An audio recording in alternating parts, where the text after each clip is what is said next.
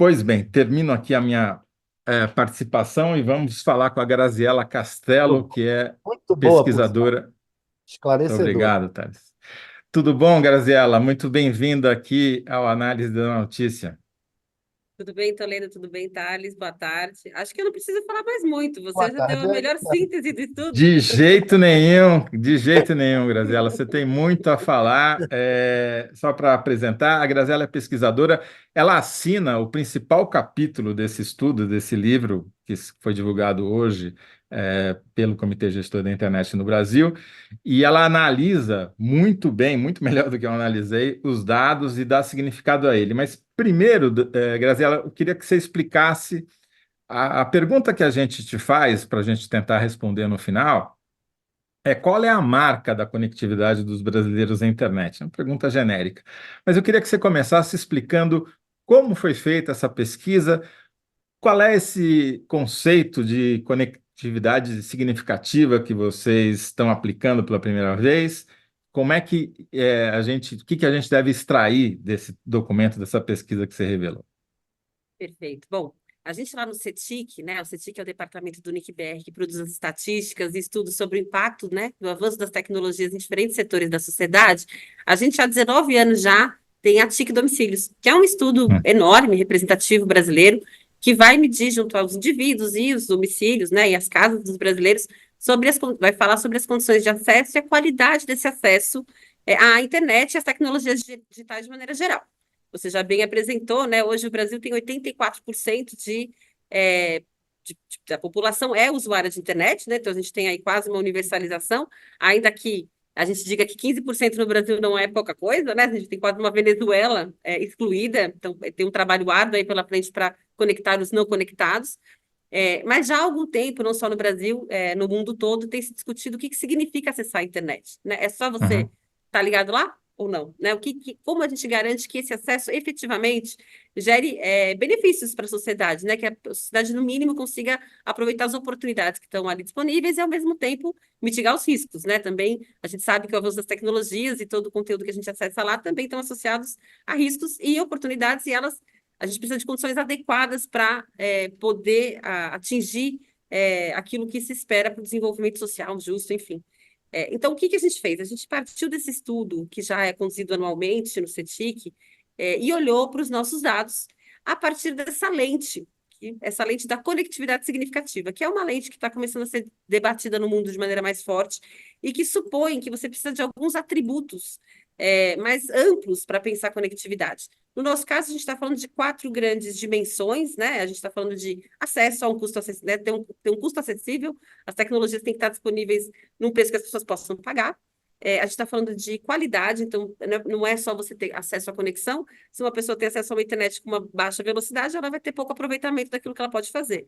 Ela tem acesso a dispositivos, então acho que a pandemia é um caso emblemático, né? A gente viu mesmo em domicílios com acesso à internet, falta de dispositivo gerou disputa entre pais e filhos por quem trabalha e quem estuda, né? Você precisa dividir celular, dividir computador na hora de fazer atividades escolares ou atividades profissionais, aí você tem que ter pelo menos um número mínimo de dispositivos por moradores. E ambiente de uso, a gente também espera que as pessoas consigam desfrutar do ambiente digital, pensando no uso mais intenso em diferentes locais, não só em casa, mas no trabalho, na escola, em outros espaços. Quando a gente Uhum. combinou essas dimensões, elas formaram 9 indicadores, né? 9 indicadores que respondem a essas 4 dimensões. E o que a gente revelou é que no Brasil só 22% dos brasileiros tem 7 de 9 indicadores que a gente está chamando de indicadores base de conectividade significativa, né? Então, um retrato bem diferente desses 84% conectados. E Sim. mesmo entre os usuários de internet, a gente vê esses grupos muito heterogêneos que, infelizmente, ainda respondem, né, a todas essas mazelas, as desigualdades atualmente observadas no Graziela, Brasil. desculpa te Imagina. interromper, eu só queria esmiuçar, dar alguns exemplos desses 9 fatores, porque daí vocês dão uma nota, né? Se a pessoa tem dois, ela tem uma conectividade pobre ou baixa, ou pouco significativa. Se ela tem 7, 8 ou 9, ela tem uma conectividade alta. Exemplifica, por favor, alguns desses 9 itens que as pessoas têm mais e os que elas têm menos. O 9 é, na verdade, uma soma de ter ou não ter 9 atributos. Então, uma pessoa pode Uhum. ter nenhum dos 9, um dos 9, dois dos 9, até 9 dos 9, né? Perfeito. O que é uma pessoa que tem 9 dos 9? com certeza nós somos pessoas que têm ouvidos novos, né? É basicamente alguém que usa internet pelo computador e pelo celular. E aí, computador, eu estou falando desde tablet, notebook até desktop, não só o desktop, como a gente está acostumado a pensar.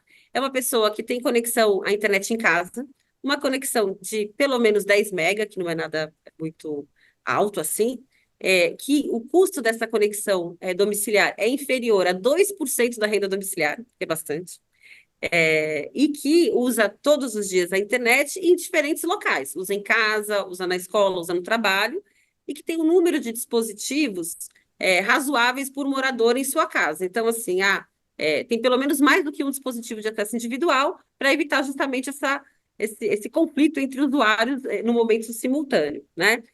Além disso, a gente fala da qualidade da conexão, pensando em conexão de fibra ótica ou cabo, então tem acesso a esse tipo de conectividade. É basicamente esse pool. Então, assim, Uhum. você, a maioria, assim, a gente aqui com certeza tem 9. O que a gente está chamando de pessoas com alto nível de conectividade é aqueles que têm pelo menos 7 desses 9 atributos. E esse grupo conforma só 22% da população. Então, o que a gente pode, acho que, só reforçar é que isso não é uma conectividade extraordinária. Não são indivíduos que ganharam na mega sena da conexão. São indivíduos normais, que têm uma conectividade básica, né? Quer dizer, seria É, o mínimo, assim, exatamente. desejável para você poder usufruir da internet no que ela tem de melhor. Quer dizer, não ficar disputando entre o pai, a mãe, o filho, a filha, o acesso, essa conexão não ter uma limitação de quantidade de dados que ela pode trafegar, poder ver um filme se quiser, poder fazer uma conexão via Zoom, como nós estamos fazendo agora. Se essa conexão pode ser tanto em casa, quanto no trabalho, quanto na escola, enfim, é o mínimo, né? Não estamos falando de Basicamente nada isso. extraordinário, como você disse, não Não, é a Mega Sena. Mas em exatamente termos isso. internacionais, esse nível é bom ou é ruim? Então, a gente não tem estudos ainda comparáveis, né, dessa proposta de indicador que sobrepõe as características. Na verdade, a gente, inclusive, está agora desenvolvendo um grupo grande de trabalho, um esforço junto com a CEPAL, para difundir essa metodologia na América Latina. Já tem já várias pessoas, vários países avançando na ideia de que você precisa medir, então, essa conectividade de um jeito mais profundo. O que a gente pode dizer? O Brasil é um país em desenvolvimento que tem um cenário muito positivo de conectividade, né? A gente tem uma população com muito acesso à internet, mas ainda é um país muito desigual, né? E se a gente continuar reproduzindo essas desigualdades na forma como as pessoas se conectam, a gente vai perder a oportunidade que eventualmente a gente tinha de superar algumas mazelas estruturais. O que eu posso dizer, não acho que, não sei dizer comparativamente, mas 22% só dos brasileiros com uma conexão razoável, assim, né, assim, é bastante baixo, né? Ainda Vou que te... tenha melhorado, está melhorando, devagar e Sim, sempre. Ou não, tem que ser mais rápido. vou dar um exemplo, talvez, Thales, que facilite ajudar, que está no estudo que a Graziella publicou. O estado de São Paulo, 38% da população tem uma conectividade significativa, né? 7, Acima de 8 ou 7. 9 pontos, acima de 7, 7 ou mais. No Pará, 8%. 38 a 8. Você pega Sergipe também, 8%. Você pega Rio Grande do Sul, 31%. Você pega o Rio de Janeiro, eu fiquei surpreso com esse dado, Grazela, só 19%. Tem Então, uma explicação para essa diferença tão grande entre São Paulo e Rio, por exemplo? olha, eu não sei explicar a diferença entre eles, mas quero reforçar o tamanho da gravidade do que a gente está observando, né? Assim, a gente está falando das duas maiores economias do país. Então, Sim. claro, né, São Paulo, isso explica em parte o melhor desempenho, não bom, porque a gente está falando que menos da metade dos paulistas ou dos moradores de São Paulo tem conectividade em níveis satisfatórios, mas o Rio, mesmo uma economia grande, ainda assim não tá promovendo condições razoáveis para sua população, né? E isso está muito em linha também com os outros indicadores que a gente correlaciona no estudo, demográficos, como o Toledo falou, né? A gente tem uma desigualdade abissal regional, por escolaridade, por classe, a gente está vendo por cor, por gênero, que também é um ponto importante de reforçar quando a gente olha para indicadores isolados de acesso à internet, a gente vê assim, o número de mulheres que acessam a internet é igual ao de homens. Mas quando você complexifica, quem divide o celular lá com o filho é a mulher. Quem não tem acesso a diferentes dispositivos é a mulher. Quem ainda está penalizada é ela, né? Então, acho que a gente tem aí um zoom importante para poder orientar políticas. Enfim, a gente desmistificar essa ideia de que está todo mundo conectado, estamos conectados, vamos comemorar, mas que isso seja de maneira significativa. O do Rio é muito menor que de Minas Gerais? Sim. É melhor. Desculpa, eu vou responder pela Por Graziela, que eu favor. não sei se ela está com o mapa na frente, mas Minas é 30%, É que é a pensar, mesma taxa praticamente de Brasília, que é minha 32%. dúvida é Achei. a minha São dúvida é Paulo se se destaca. a minha dúvida é se o gato e a milícia não tem a ver com isso, entendeu? Que no É uma Rio de boa hipótese, não é, Graziela? Eu gostei muito, espero que vocês desenvolvam ela no próximo programa. Rio de Janeiro tem muito gato, muito gato. Todas as favelas do Rio são com gato. E a milícia que administra isso. Então, não sei se entra na contagem, não entra. É um estudo representativo do Brasil, de fato, está contando os estados na integralidade, né? Assim, tanto áreas rurais, interior, capital, tá tudo lá.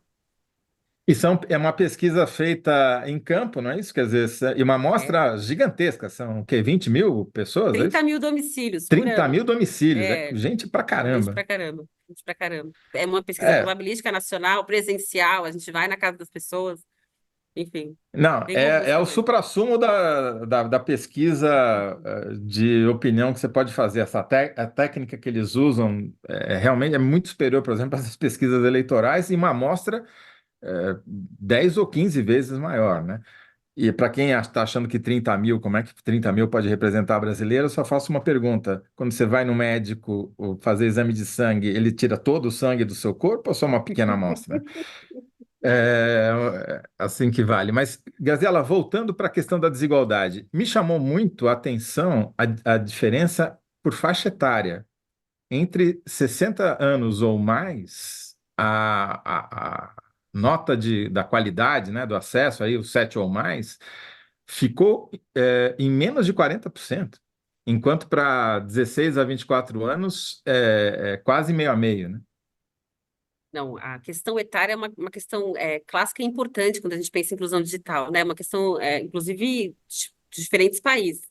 O que torna, no caso do brasileiro, mais crítico, porque a gente está num momento de envelhecimento acelerado da sociedade, né? Então, assim, como que a gente vai lidar com esse processo de envelhecimento populacional e em condições numa situação em que os idosos têm menos condições de se conectar? Eu acho que o estudo dá recados importantes, né? Claro que, e também acho que tem um ponto adicional que eu queria fazer, que é sobre os mais jovens. Os mais jovens não são os que têm os melhores níveis de conectividade. Se a gente pegar entre a população de 10 até 25 anos, eles têm níveis baixos também. E isso, de alguma maneira, faz cair por terra aquela hipótese de que é só uma transição geracional. Como os jovens estão todos conectados, uma vez que eles crescerem, todo mundo vai estar incluído. E não vai, porque a conectividade também depende desse ambiente, né? Então, se por um lado a gente tem que ser assertivo e fazer políticas que enderecem os mais velhos, porque precisam de outras habilidades, porque fazem diferentes usos, porque tem outros domínios das tecnologias, e isso vai sempre acontecer, porque a gente vai ficando obsoleto, a gente vai envelhecendo e as coisas vão avançando, né? A gente precisa de propostas de políticas de educação continuada. Por outro lado, a gente está deixando para trás os jovens brasileiros também, né? Então, não dá para. O Brasil é isso, né? Tampa um buraco e aparece o outro. A gente tem que trabalhar com todos ao mesmo tempo. Grazela, o estudo também, como tem essa perspectiva histórica, né? Vocês fazem essa pesquisa há muito tempo e vocês recriaram a série histórica para trás, né? Com base nesse novo critério da conectividade significativa. A gente vê que tem uma evolução. O resultado, a fotografia do momento é ruim, bem ruim, mas comparativamente a 20 anos atrás é muito melhor, é um desastre muito maior, né? Como é que você projeta isso para frente e o que idealmente precisaria ser feito? É melhorar o acesso domiciliar? É melhorar o acesso no trabalho? É melhorar o acesso na escola? Quais públicos deveriam receber prioridade para isso? Bom, acho que é isso. Assim, a gente conseguiu dar uma voltadinha para o passado e olhar como que a população estava, né? Lá em 2017, que nem tanto tempo assim, a gente tinha metade da população com condições muito, muito ruins de conectividade. Agora a gente está em um terço, né? Então tem avançado. Então, a notícia é boa, a gente tem uma melhora que é dada também pela infraestrutura, né? A gente tem oferta de pacotes de conexão com mais velocidade, a gente tem uma mudança que é dada até pelo comportamento social, as pessoas usam mais, intensidades diferentes, enfim. O que a gente tem que, acho que, se atentar é o fato de que essa velocidade da mudança, o quanto que a gente avança, né, para atingir melhores níveis de conectividade, que velocidade isso acontece. né? Assim, se a gente for num tom muito inercial, as tecnologias elas se desenvolvem de um jeito tão exponencial que a gente, de novo, perde o bonde da história, né? Agora, há algumas pistas. Nessas dimensões todas de análise que a gente incluiu, o custo se mostrou claramente a barreira mais forte entre os brasileiros, né? Acesso a conexões um preço compatível àquilo que as pessoas têm de renda, os dispositivos, né? Você usar diferentes dispositivos. No Brasil tem uma realidade que também apareceram nos dados. Você tem computadores, você tem domicílios que têm computador.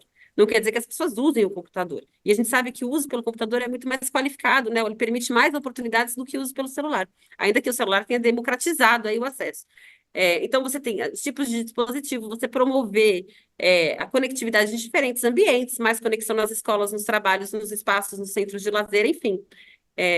Não é uma ação única, não são muito complexas, mas tem que ser sobrepostas, sem dúvida. Uhum. A Ana Cláudia Maia está dizendo: eu moro na Califórnia e aqui as bibliotecas públicas são as maiores promotoras de inclusão digital, principalmente para estudantes e para a população de rua.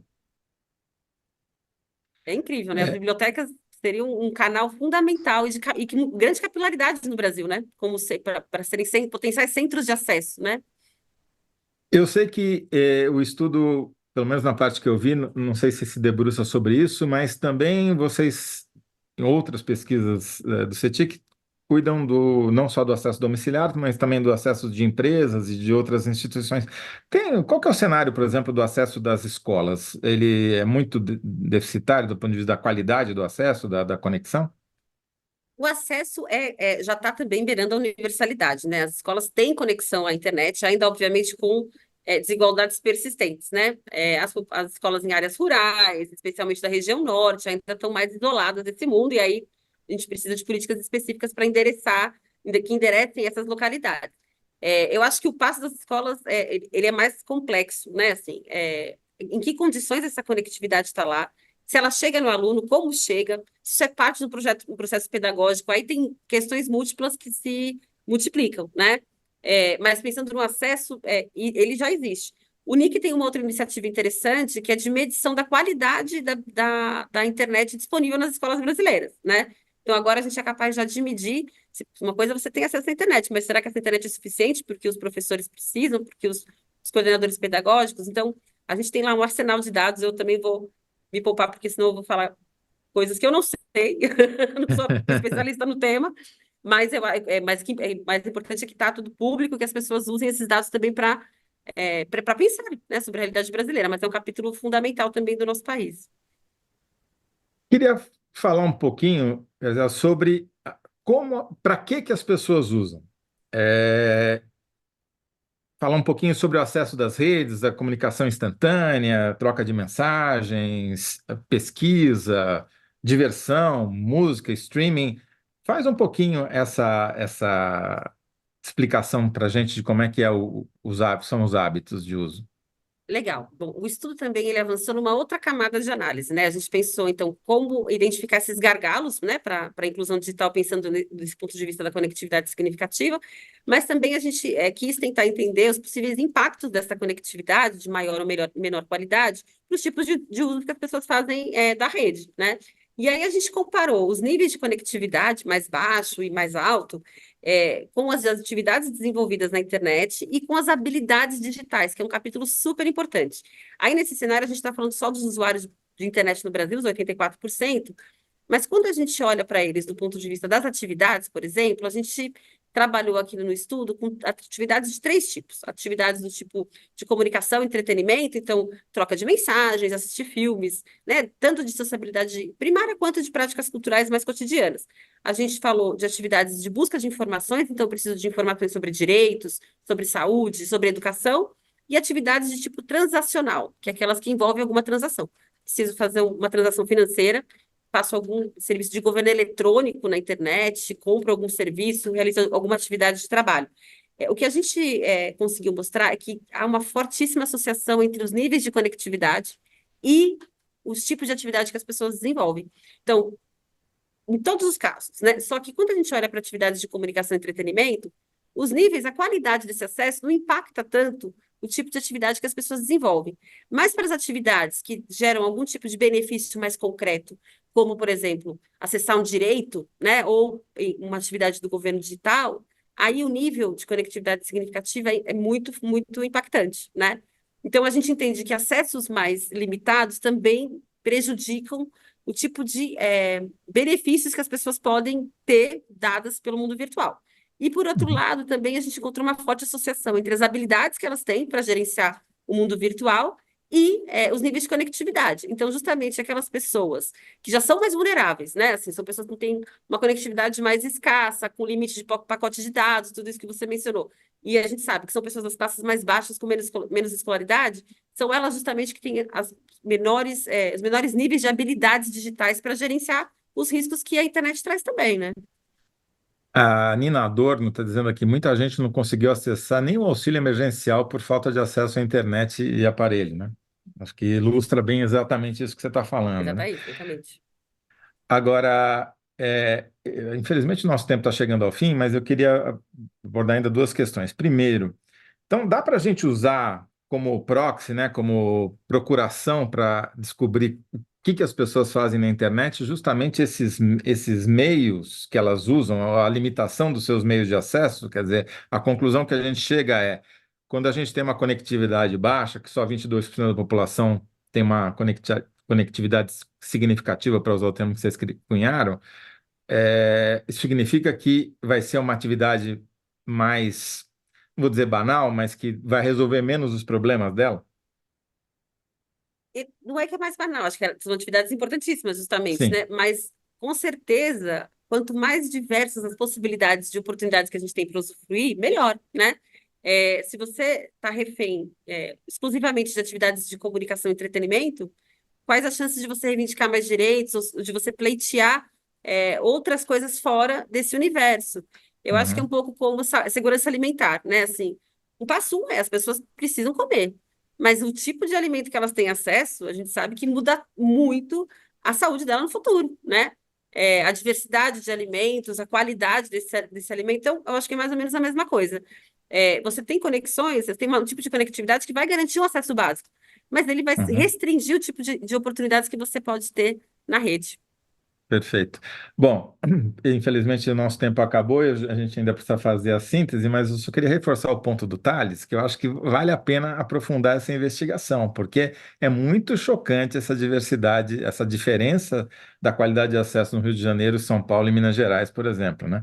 E eu acho que a hipótese dele é uma excelente hipótese para ser testada, porque Uhum. de fato o acesso, até das pessoas, é dificultoso no Rio por conta da ação do crime organizado, né? Imagina do técnico Realmente. de internet chegando lá para instalar a fibra ótica, né? Queria testar contigo a seguinte resposta para a nossa pergunta.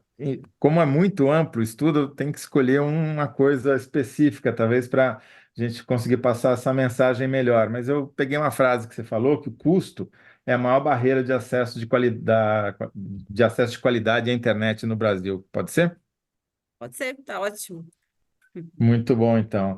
Graziela, parabéns pelo estudo. Eu vou ainda investir algumas horas nele para Que bom. ter muita informação. Mas já fica aqui o convite para você voltar e abordar algum outro aspecto específico sobre esses estudos que É, vocês fazem, que eu acho que são muito importantes. um aspecto Fala, que eu acho Thales. que ainda, que se vocês abordarem é interessante, é a questão das escolas, porque uma escola com o nível de acesso, com a qualidade de acesso baixa, não adianta que você não vai poder botar vídeo, né? E é fundamental na escola o vídeo, né? Então, as escolas estão tendo acesso, mas não podem usar vídeo. Aí ferrou, né? É, o, Ferrou. a Ana Barros, que é assessora aí do CG, já me mandou, enquanto a gente falava aqui, o link para essa ferramenta das escolas, Thalys. É conectividade na educação.nic.br. Lá dá para pesquisar até por rede estadual, até, né, com detalhes esses dados. Mas a dica do Thales realmente é muito importante, que talvez no Brasil as escolas façam o papel das bibliotecas lá na Califórnia, né? Excelente. Convite aceito, hein? Vamos investigar. Muito Obrigada. bom. Graziela, muito obrigado aqui pela sua participação. Eu que agradeço. Uma ótima tarde para vocês. Você também.